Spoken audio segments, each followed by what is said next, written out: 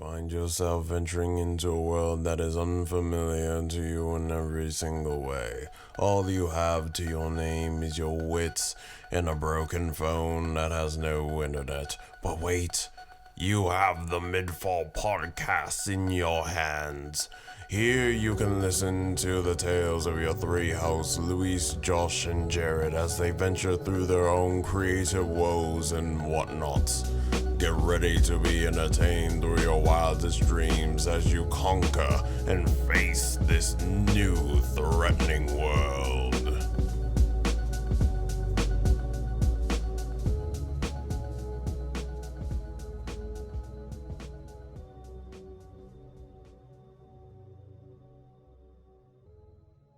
Good evening, MidFall listeners. I'm your special guest / host, Glenn. I'm filling in for Josh during his travels in Japan.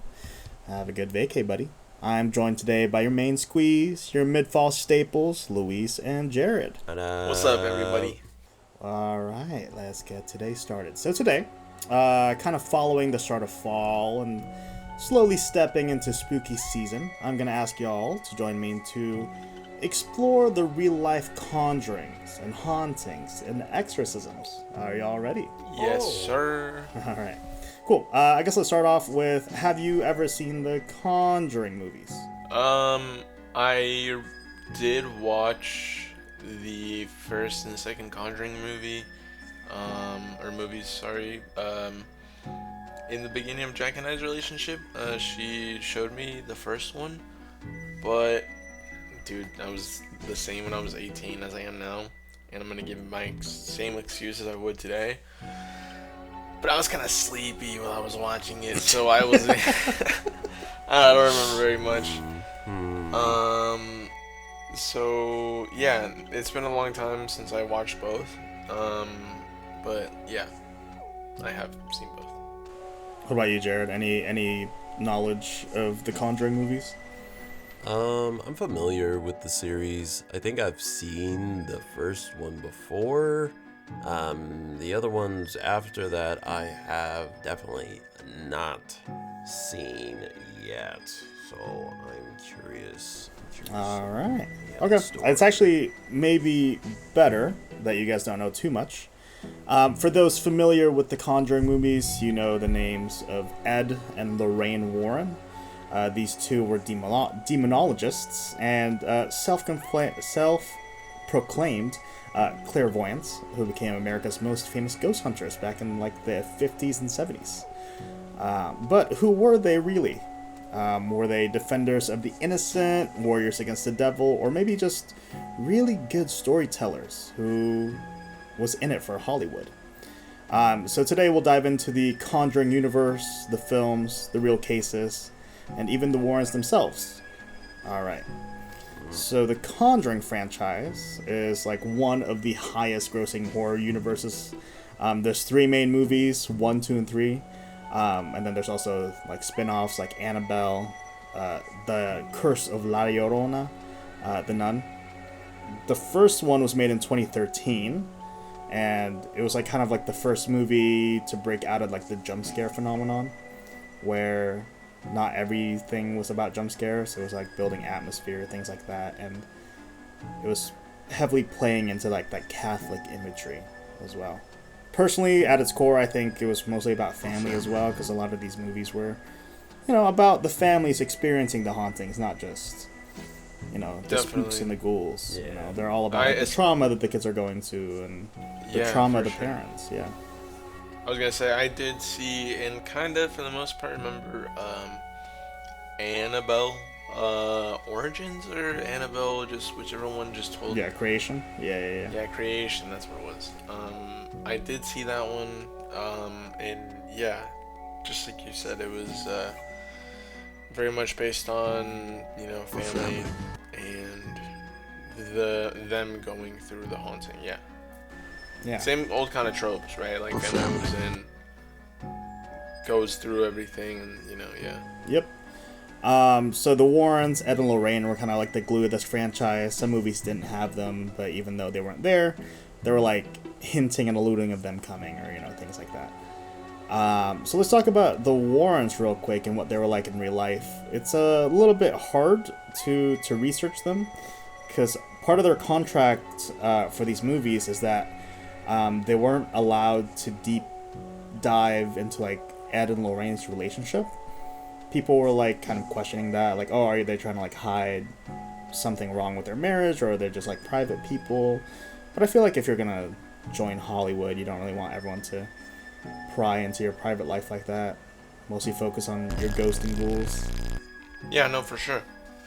For sure. But yeah, especially if you might be playing a con as well, right? Yeah, exactly. Right? And I think that's when kind of like the skepticism started, where like they don't want people to get to know them too well, you know?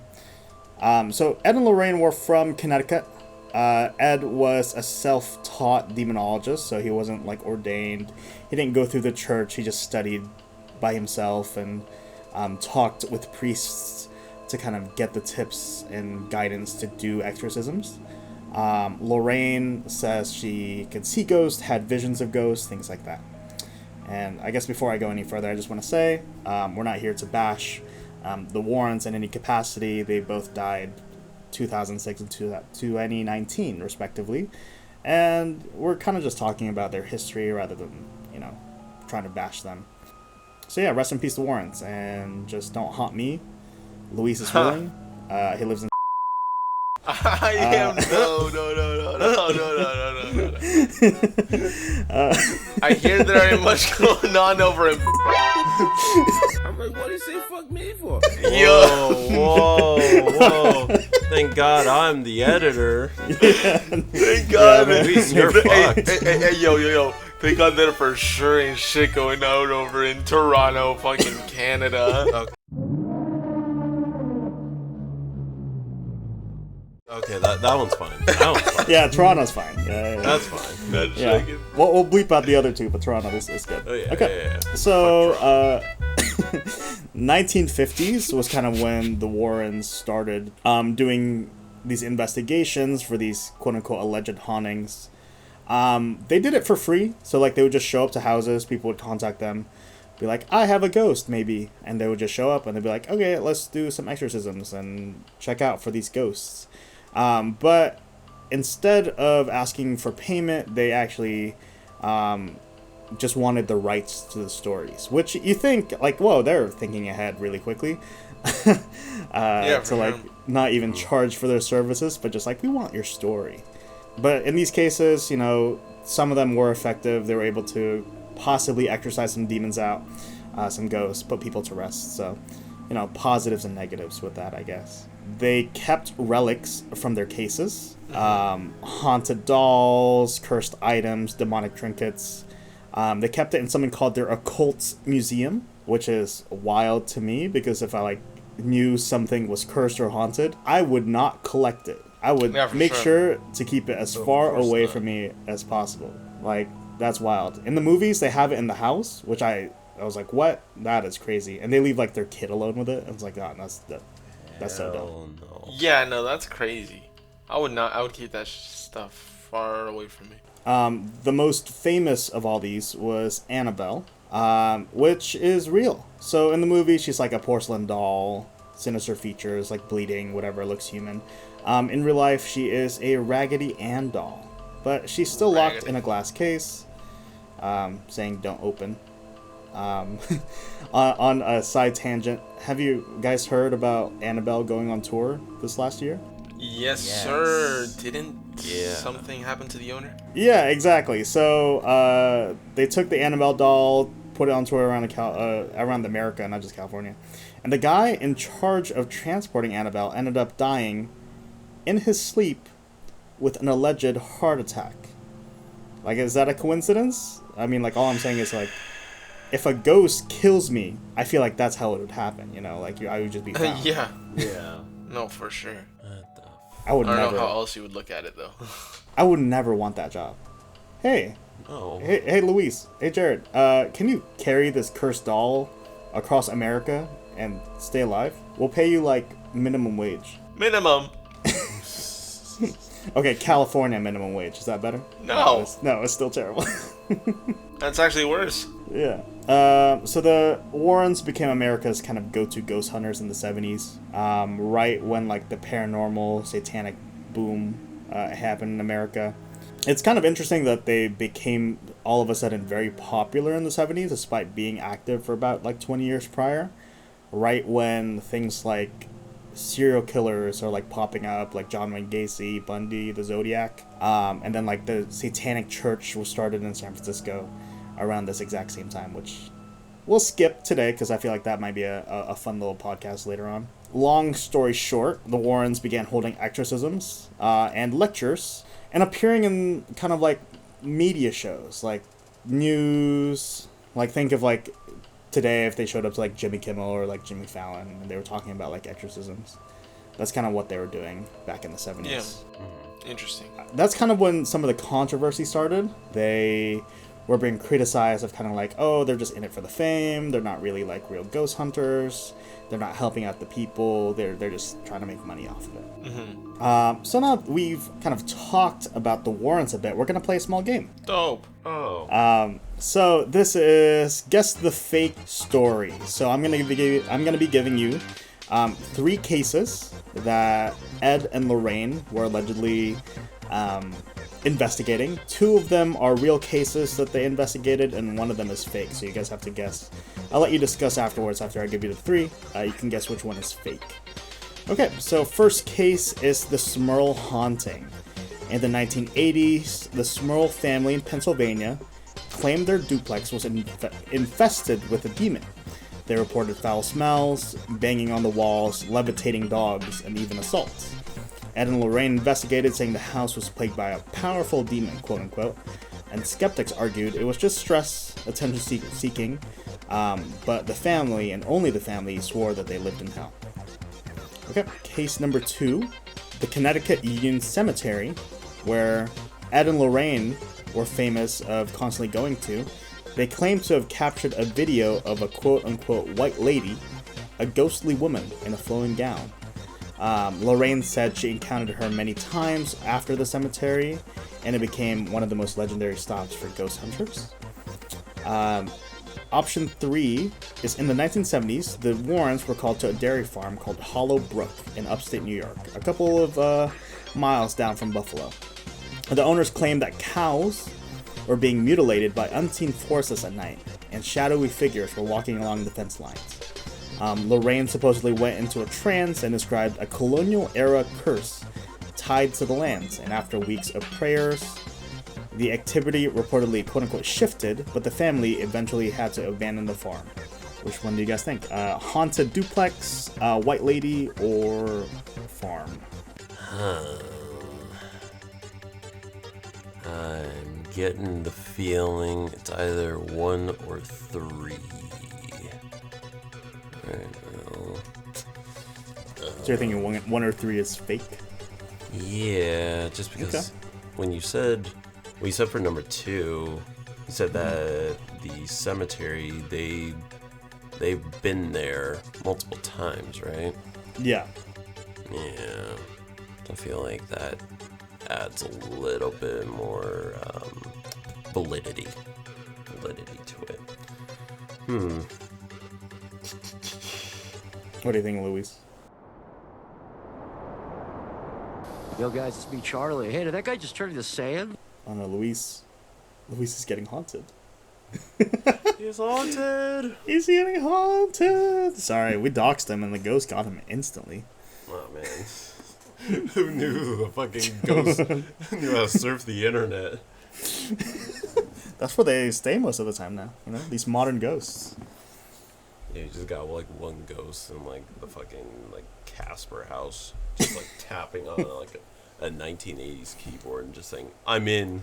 And then Bro, just imagine being a ghost and you're stuck in Reddit. Oh my gosh. fucking hell. Yeah, like literal hell. That's worse than hell. Welcome back.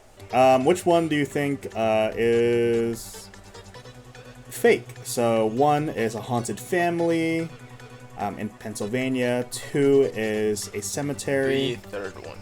The third one, the farm. Which one was it? Ghost farm in upstate New York. Oh, no, sorry, the second one. I want to say that the second one is fake. Because I feel like the first one might be, like the poltergeist. And then the second one, or the third one, is whatever the family was that bought the land on Skinwalker Ranch. So the second one's the only one that I feel like I haven't heard about. This man's deep cutting phasmophobia term. What do you think, Jared? You got to convince him, or do you agree with the number 2 being? I feel like Luis has like knowledge on this kind of thing. Knowledge. A little bit more than what I fucking have. Like, I haven't heard any of these, so I'm like absolutely fucking blind. I may have. I don't know. I feel like the third one might be it, because you were saying that like cows were getting like mutilated or something. Yeah, by unseen forces. Yeah, exactly. Yeah, by unseen forces, and they had to like abandon the whole kind of like farm. Search. Yeah, I guess. Mm-hmm. So I don't. Flip a coin. Make a choice. I may have to say 3. Okay. 2 for Luis, 3 for Jared. Yes, sir. The right answer is, drumroll please, number 3. So number 3 is the fake. Number 1 is real and number 2 is real. The Smurl haunting in Pennsylvania was real. And it's actually, I think, one of the movies. And 2 is the White Lady. I think it's like inspiration for La Llorona. So that one. La Llorona. La Llorona. Okay, so we're gonna. Good job, guys. We're gonna break down the 3 Conjuring movies, and kind of comparing what happened in the movies versus what actually happened in real life, and we'll take kind of your take on the cases, I guess. Okay, so case 1, and the first Conjuring film, was about the Perron family in Harrisville, Rhode Island. So the story for this one is that strange bruises started to appear on the mother. And when the family moved into the house, all of the clocks in every single room eventually stopped at the same time. Birds were crashing into the house via windows, breaking glass, and a witch, Bathsheba, was rumored to be sacrificing her child within the grounds and have cursed the family. That's kind of what happened in the movie. Lorraine goes in there, sees the witch sacrificing the child in the basement.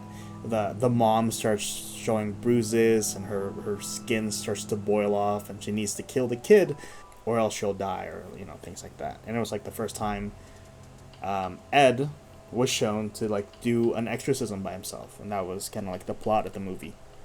In reality, the parents did move to Rhode Island. They did move to a new farmhouse with all their kids, but all they really were experiencing were door slamming, furniture moving, and phantom smells. So they're just all of a sudden in the middle of the night. Phantom smells. Yeah, it's me rotting meat or something really, really bad. And then for the kids were reporting that their beds were shaking at night. So without any interventions. That's what. It's an evil monkey. Yeah. Interesting. Just the evil monkey shaking the bed. The eldest of the Perron kids, Andrea Perron, actually wrote a series of books about their experiences in the house, but it was a little bit more exaggerated in the movie. There wasn't a plot point about their mother trying to kill one of the kids. So, they definitely took some creative liberties with the movie. And the whole plot point with Bathsheba, research shows that the witch who cursed the family was a real witch. Surprising. She lived in the 1800s, but there is no evidence that she cursed the land or sacrificed the baby. Historians said that, yeah, she was just a witch who chilled in the area. And back then, you were just a witch whenever you just did anything intelligent as a woman. So you just started breathing as a woman. Yeah. you like took 2 steps to the right too many times, and you're like, witch, and then you just get burned at the stake. So Show a little ankle. yeah, you show some ankle. You don't wear your hat, So I don't think You don't wear your hat. Yeah, I don't think the witch was real. So this is kind of like the first movie breaking down, and this is like where the criticism kind of starts for the Warrens, just because they definitely in their media circuit was exaggerating what was happening with this family, and eventually they sold the rights, got the movies made, but it kind of shows a possible willingness to bend or exaggerate the truth regarding these mysteries and ghouls and things like that. Yeah, that makes sense. Yeah. Okay, case number 2, Conjuring 2. This is the Enfield poltergeist. So, this whole thing takes place in England, 1977, with the Hodgson family, who was reporting that their house was under siege. Furniture was flying all over the place, toys were being tossed across the room and levitated, and 2 young sisters were said to have spoken through growling tones like they were possessed. So the Warrens came in, visited good old England, did their thing, but in reality, their role in The Conjuring 2 is massively exaggerated. In the movie, Ed and Lorraine are kind of like the central investigators of the movie, kind of pushing the plot along and trying to help this family. In real life, they did 1 visit, and a lot of the work was done by another supernatural paranormal group called the Society for Physical Research in London. What do you guys think about them taking all the credit for this for this other group? Dude, no, it's crazy. I mean, literally, they made a whole movie. Yeah, they made a whole movie saying they did all these things, and they weren't even the ones to do it. It's freaking crazy. It's insane. That is insane. Yeah. So here's kind of the twist. There are recordings online that you can find of these girls speaking in the demonic tongue or whatever. Super unnatural growling. I feel like we've all kind of heard, a reference of that, The Exorcist or, some of the movies. Yeah. Yeah, about to suck cocks in hell.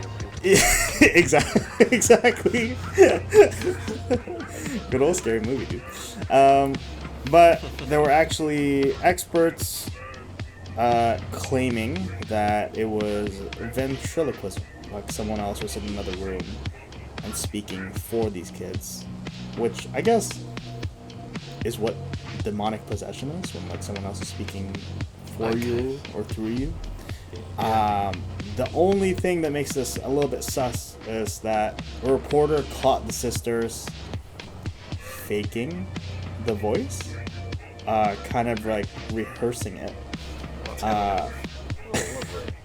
But there is, on a, I guess, positive note for us, not positive for the family, there is eyewitness accounts of multiple eyewitness accounts of strangers not in the family seeing heavy furniture moving by itself within the household. So that's been thoroughly investigated. It's something that even the experts don't really know why that's happening. So maybe there is a haunting. Maybe it's just not demonic. Interesting. Maybe they actually just got lucky. Yeah, you're right. Yeah. Surprising. I feel in England, I guess this doesn't really matter because all land is the same age. But I was gonna say England had a longer society or whatever, but no, people lived in America, yeah. Regardless. So Conjuring 3. This is The Devil Made Me Do It. The Conjuring 3 was, from what I was hearing earlier, you guys didn't even know it existed, it was a film that was based on a true crime. This was a case where the Warrens were invited to weigh in and even sat in trial for. In 1981, Aim Johnson stabbed his landlord to death. His defense? Gangsta rap made me do it. The devil made him do it. He was possessed by a demon, which he received after being a witness to an exorcism performed on his girlfriend's younger brother. What do you guys think about that? What the fuck? Yeah. First of all, just being a witness to an exorcism is crazy. But the fact that he's saying he caught a ghost, like he caught a demon like it's a cold, because he was there is you know. Caught that shit like a Pokemon. Yeah. It's wild. It's kind of crazy. It's kind of freaking wild, yeah. He's like, sorry, my bad. I didn't mean to. I didn't mean to scam all these elderly folks. Might be. The devil made me do it. I just wanted their social security and insurance money. My bad, y'all. Silly accident. Happens to everybody. Yeah, of course. Don't you get possessed by a demon every now and then? Just Louise. Happens to the best of lives- us. Just he's inviting it into his household. Shut the fuck up. Effectively. We're laughing now. Yeah. What the fuck am I saying?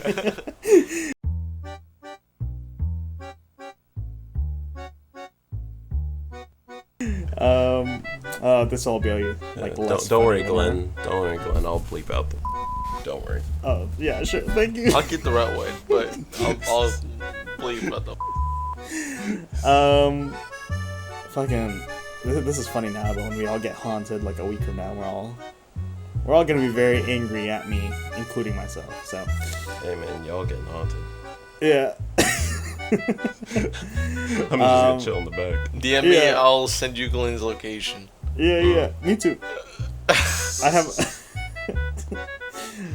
have different friends in different area codes that are willing. There's a guy that loves ghosts. Oh, for sure. Yeah. Start doxing him. Public outings are crazy. Yeah. Anyways.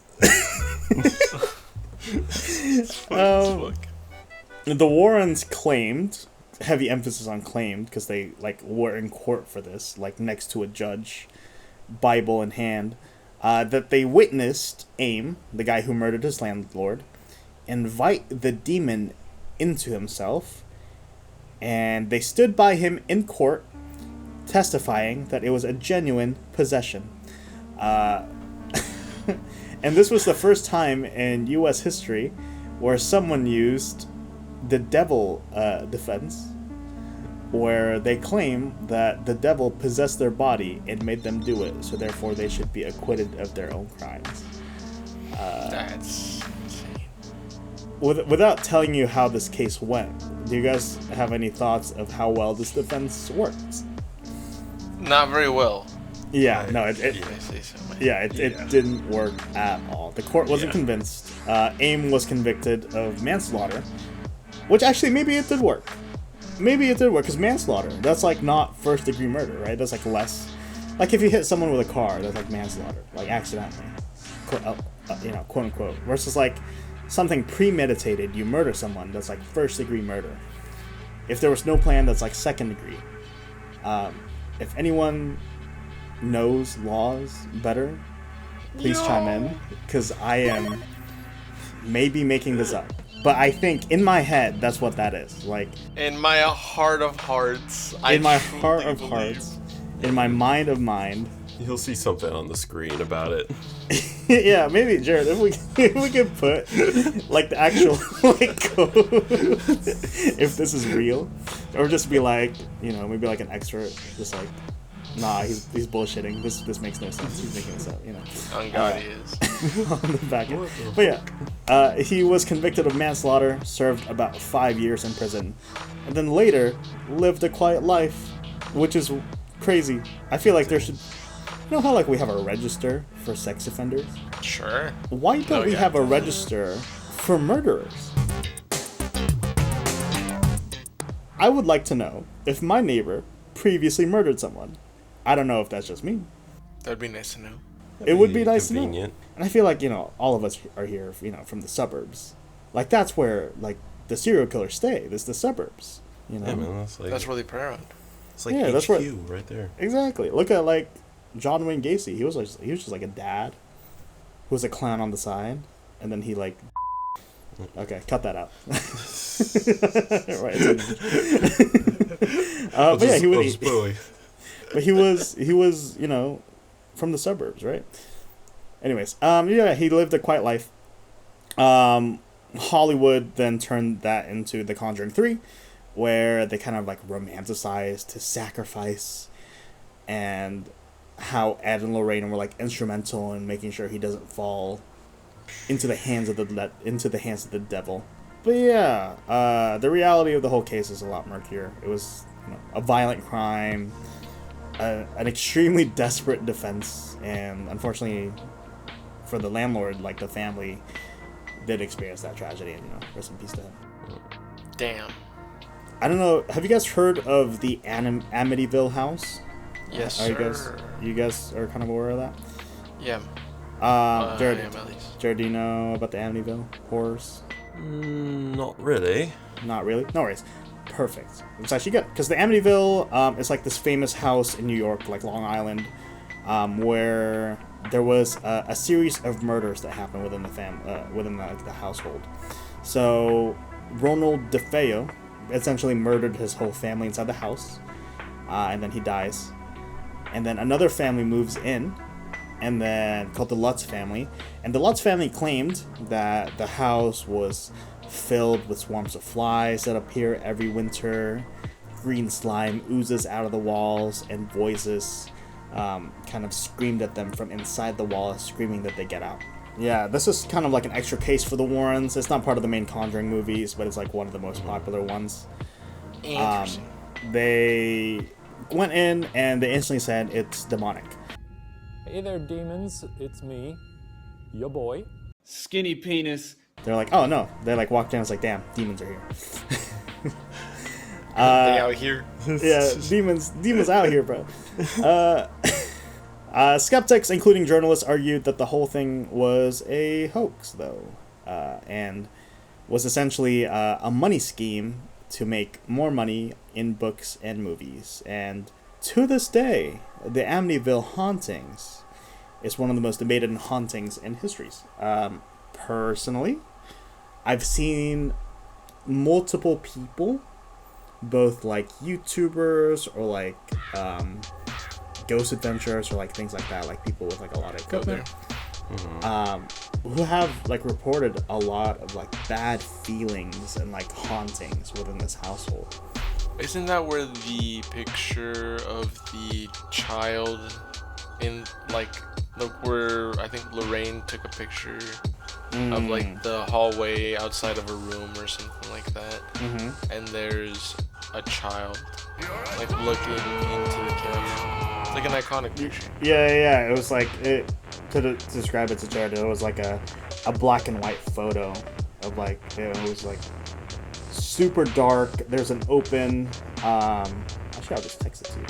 There's like an open door and a staircase within the photo. It's just like covered in darkness all around, and there's like this child that you can see very clearly just in the stairwell, and there isn't supposed to be a child there. Yeah. So yeah, that's one of the most debated ones. I think it's haunted personally, like 100% haunted. There's no way it's not haunted.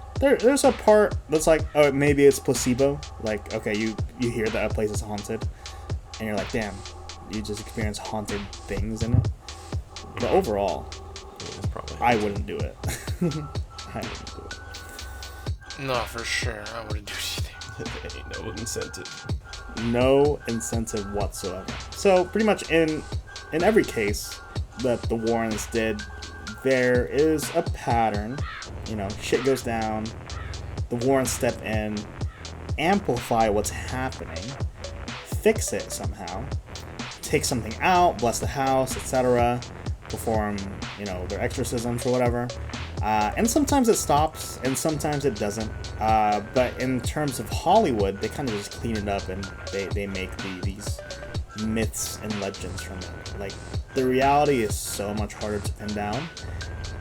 Like, were the Warrens actual exorcists, like fighting ghosts and evils and ghouls, or were they just like people with a really good PR and entrepreneurship like training, making the best out of like their situation and making the most amount of money for it? Find out next week. I'm just joking. I don't know, but for sure, like, I'm just like, the information is new to me of people, you know, starting to be skeptical or whatever you want to say. Skeptical? Yeah, skeptical.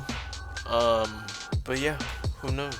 I would imagine that it's not hard to go to a place with an already bad reputation and just amplify it. Yeah, 100%. And I feel like everyone wants to be a skeptic until they're not, right? Like, oh, science, prove it to me. But then there are like things that just isn't clearly explainable by science. Yeah, for sure.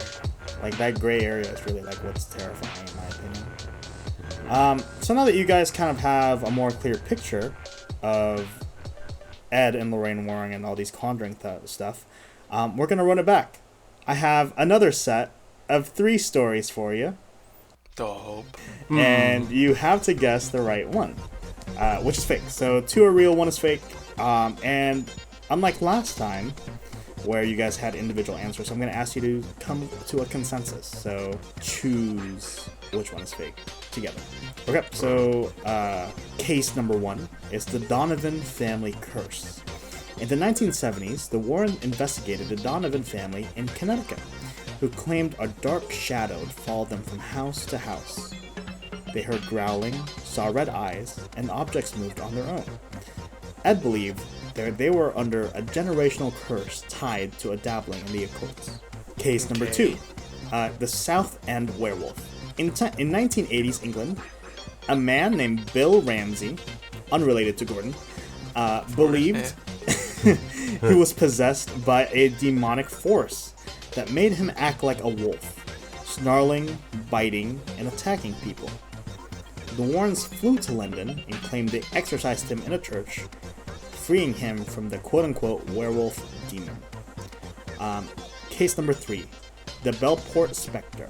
In Long Island, during the 60s, the Warrens allegedly investigated a fisherman's cottage where a pale figure appeared dripping wet, leaving puddles on the wooden floor. The spirit was said to be tied to sailors lost at sea. Lorraine reported seeing and reporting that it was a water spirit seeking release and looking for his loved ones. So what do you think? Which one is fake? Fuck. I think probably that pale figure. Yeah, that's what I'm feeling too. But at the same time, it's like, well, that's also number 3 again. 3! Pick number 3, my lord! Yeah. It's like, is this a trap? Yeah. It can't be number 3 twice. Yeah. Okay, I'm gonna give you guys 10 seconds. Oh, brother. I'm gonna go with number 1. You guys have to come in. you have to choose together. I'm just gonna pick it randomly there. But you wanna go with number 2? Sure. Yeah, fuck it. Let's go with number 1. Okay, number 1. That is the Donovan family curse. Where they're like moving around and they're seeing this figure haunt them. That's we were thinking that one's fake. Yes. Okay. Yes. The answer is, drumroll please. It is number 3 again. Number 3 is fake. God damn it. I don't know why you were so skeptical. I was like, what? Yeah. That one I kind of ran out of ideas. I was. Okay.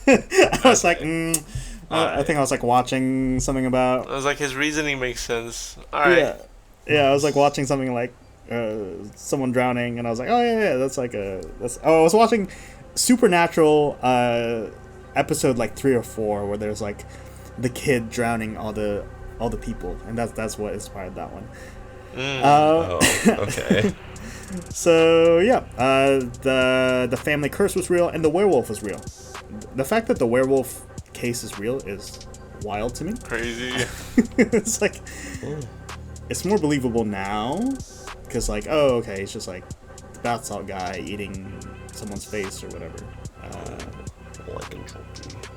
Yeah, but neat. So what do you guys think overall? Do you guys think that Ed and Lorraine were actual ghost hunters, or do you think they're kind of just in it for the money and making stories for Hollywood's sake? I think they were probably making stories for Hollywood's sake to capitalize off of it. Yeah, I mean, it wouldn't surprise me if they went in with the intention of actually like trying to find ghosts, but I mean, the results kind of say for themselves a little bit. Yeah, I guess that exactly ties into my second point. If Ed and Lorraine were hoaxes, but they believed that they were doing the right thing and casting evil out, does that make a difference in these cases? Well, that one's a toughie, isn't it? if they truly believe it, then yes, it does make a difference. But if not, then no. Because the thing is, like, I can't fault them for the same way I can't really fault, like, a priest for, I mean, at the same time, they're not really, I guess, gaining any money, like when a priest does, like, exercises a house or something, you know, but it's the profiting off of it that is weird. Yeah, no, 100%. The fact that even if they were, like, as you said, like, doing it for, like, how priests do it, and you just ask for an exorcism and they just come and they just do it. The fact that they're, like, asking, because they don't ask for payment, they ask for rights. I want the rights to your story. They're thinking ahead. Yeah, it shows, like, forethought. Yeah, that's, like, kind of sinister. Again, rest in peace to Warrens. Shout out, we love your movies. You know, gang gang. Gang gang. Gang gang is crazy. Gang gang is insanity. Yeah, but I'm kind of in the same fence. Like, I want to believe, but it's just too convenient. Like, if I was a ghost hunter, I would 100% record it, and I would 100% release that shit. The fact that all of their recordings are strictly interviews, and they made it a point to never release any of their actual exorcisms or like stuff from their houses, the cases that they were filming. I'm just like, what are you doing with that footage? Yeah. Unless like the Catholic Church like put an embargo and are like, you can't release that, the demons, you know, type deal. But I don't know. Yeah, no, for sure. It's very odd. It is very, very like odd. we said, that they're thinking ahead. Yeah, exactly. All right, and that has been it. Thank you guys for exploring The Conjuring with me. I hope you guys enjoyed it. Thanks for having me. Thank you, Josh. We'll see you soon. Good evening, good night, good morning if you're listening to this in the morning. And if you hear 3 knocks at your door tonight, make sure to not answer. Yeah, you know. Yes, sir. You never know. It could be Thank like you so much for vampire, hosting, you know? Glennard. We appreciate you very much. Everybody say thank you, Mr. Toby. Thank you. Thank you. Thank you very much. I'm the werewolf. Thank you for letting me know about your addresses. No, the demon. Yo. All right.